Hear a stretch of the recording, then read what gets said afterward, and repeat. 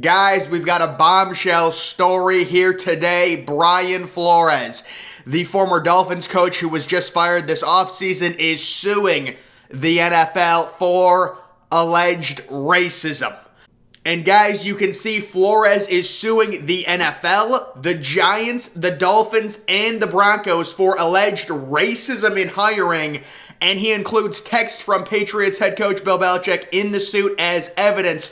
So the first thing I want to get to is the Bill Belichick text messages, and I'm going to read those. Belichick is on the left, Flores is on the right. Now apparently, Belichick thought he was talking to Brian Daboll, who ended up getting the Giants head coaching job. Belichick, thinking he's speaking with Daboll, says, "Sounds like you have landed the job. Congrats." Flores is a bit confused. He said, "Did you hear something I didn't hear?" And then he says, "The Giants, I interview on Thursday. I think I have a shot at it." Belichick then says, still thinking he's talking to Daboll, "Got it. I hear from Buffalo and New York that you are their guy. Hope it works out if you want it to." Then Flores says, "That's definitely what I want. I hope you're right, coach. Thank you." "Coach, are you talking to Brian Flores or Brian Daboll? Just making sure." To which Belichick says, "Sorry, I fucked this up. I double-checked and misread. Sorry about that." And then Flores said, "Thanks, Bill." So this whole situation is really interesting when you think about the gray rule of the Rooney Rule. Because when you think about it, I'm sure there's been situations like this in the past where a team has zeroed in on a guy, a white coach to be exact. They're going to hire him, but they have to meet the requirements of the Rooney Rule, and now you have to interview two black candidates. So it's interesting. The NFL has threatened teams if they don't interview the two black candidates, they could take away draft picks. That's how drastic it's gotten. And apparently also, we know Flores suing the Broncos. You can take a look at this tweet. Broncos named in Flores lawsuit over 2019 interview with team. The lawsuit alleges Elway, Ellis, and others were an hour late for the interview and that they were basically hungover from the night before. The Broncos then vehemently denied this in a statement that they put out right after the Flores lawsuit was announced yesterday. The reason I think the Broncos are denying it is because Flores does have to show proof somehow from some witnesses in the room or some way to show that the Broncos were not taking the interview seriously. You can say, well, maybe Flores was lying. It's a he said. The Broncos are saying they conducted the interview completely normal, completely professional. Flores is saying they probably already had their guy, which was a white candidate, and they were interviewing me just to fill the quota, which again is that gray area with these teams now having to interview two black candidates for the head coaching position, where if they have their guy and their guy is, of the Caucasian descent, you're gonna have these sham interviews. You're gonna be having interviews with minority coaches just to fill a quota and just so you don't get fined by the NFL or get draft picks taken away. Now, why is he suing the Miami Dolphins, you might ask? Well, let's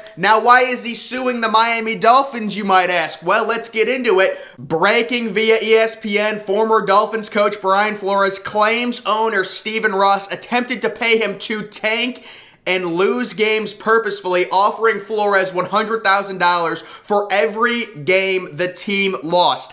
I saw an absolute idiotic tweet yesterday. I think I screenshotted it. I hope I did. I'll put it up on the screen. But the tweet was basically saying Stephen Ross was doing this to bet on games or to purposefully, lose games so he could make money off of it. A billionaire owner is not going to risk that type of scandal just to lose games. No, the reason owners do this, and quite honestly, this is extremely smart. There's no sense in going 5-11 when you could go 2-14 and get Joe Burrow. This was back, I'm guessing, when they got Tua Tagovailoa with the 5th overall pick. Joe Burrow went 1st overall. They could have drafted Justin Herbert 6th overall, but I'm just saying, owners do this because they realize there's no sense. The difference between 2-14 and 5-11, you could lose a franchise quarterback. They could have had Joe Burrow right now.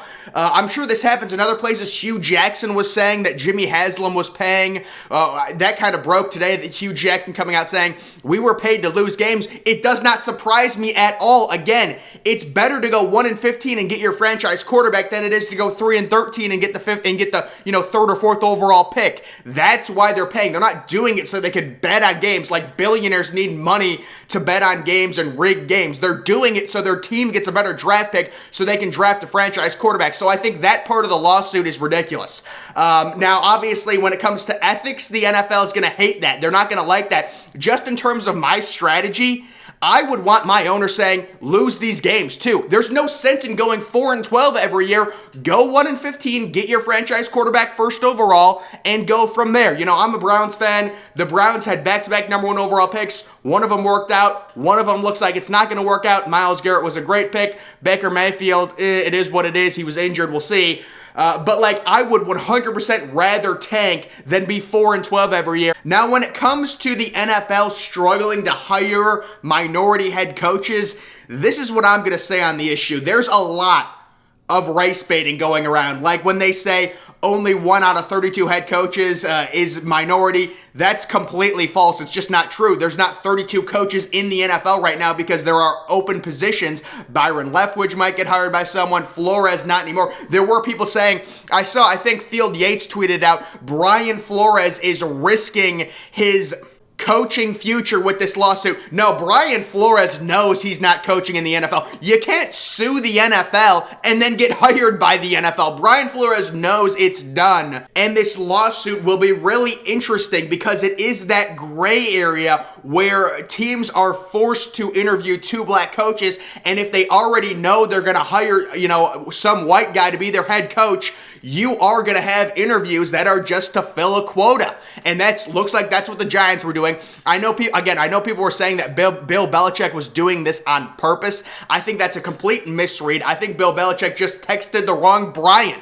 Like, that's what I think happened. Old people and technology do not mix well, and I think that's what happened. He comes out looking very dumb in this. They were like, oh, he's doing this on purpose to get back at the NFL. That's not what's happening here. He made a mistake. They jumped the gun. The Giants were filling their quota with the minority candidates. That's why they were interviewing Brian Flores, or at least that's my speculation on it. They already knew who they were going to hire. It's kind of this interesting thing. So him suing the Giants is going to be really interesting. Same with the Broncos, where it looks like the Broncos, he's saying the Broncos showed up basically hungover an hour late to the interview. The Broncos released a statement and about an hour later, vehemently denying it. So someone's wrong there. I wouldn't be surprised if Flores was telling the truth there either, if the Broncos already had their coach and were just filling a quota, interviewing a minority candidate so they didn't get fined by the NFL. So that situation, and then also the Dolphins losing games, that's one where I don't think the Dolphins should be fined. If I am the owner, that is smart. That is just smart business. There's no point in going 5-11 when you could get Joe Burrow if you go 2-14. Those 3 extra wins don't matter. Now, I understand what Brian Flores is saying. You're going to pay me to lose games. That's ridiculous, right? And it is ridiculous, but in terms of the overall franchise growth, it makes sense. So that's something with the NFL. I personally don't see a problem with that. If I was the head coach, I would need to be, guaranteed, like, okay, I'll lose the games, but you have to guarantee me if I get the number 1 pick, you're going to give me at least 2 or 3 years, to coach up the number 1 pick and give me a chance to win games. I understand that being paid to lose games is demoralizing, but in terms of NFL strategy, you have to understand it's smart. There's no sense in winning 3 more games if you can get Joe Burrow with the number 1 overall pick. There's no sense. It's meaningless. I know you're the head coach. You want to win games. I get it. Look at the Bengals. They went 2-14 2 years ago. They're in the Super Bowl now because they got a franchise quarterback. That's just what happened. This whole thing is crazy, guys. There's going to be updates, I'm sure, with Brian Flores suing the NFL over alleged racism. He was fired. Him getting fired from the Dolphins did surprise me, and it did surprise a lot of people. By the way, the other thing, the whole thing with David Culley and people saying that was racism and that's ridiculous that David Culley got fired, they're either race baiting or they don't understand the Houston Texans situation.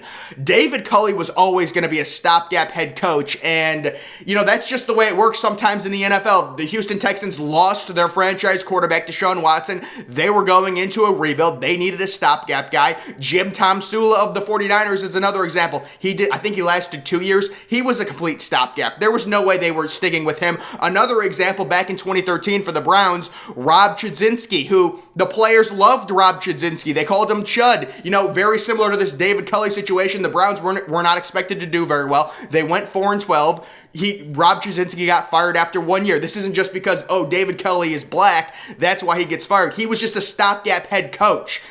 David Culley had not been an offensive coordinator in his past history at all. He had not been a defensive coordinator in his past history at all. So all these people saying that it's racist that David Culley only got 1 year are ignorant to the situation and are ignorant to how situations like that work in the NFL. He was just a stopgap. There's white stopgaps too. Jim Tomsula, Rob Jasinski. I'm sure I could find other options. That's what happens sometimes in the NFL, where you lose your franchise quarterback out of nowhere. He wants to be traded, and then the lawsuit comes up, that craziness. He's not going to play. You need a guy to be a stopgap, But guys, that's going to do it for this video. Make sure you are following me on Twitter. Link to that's always in the description. I'm, of course, the Depressed Ginger. Thank you for watching.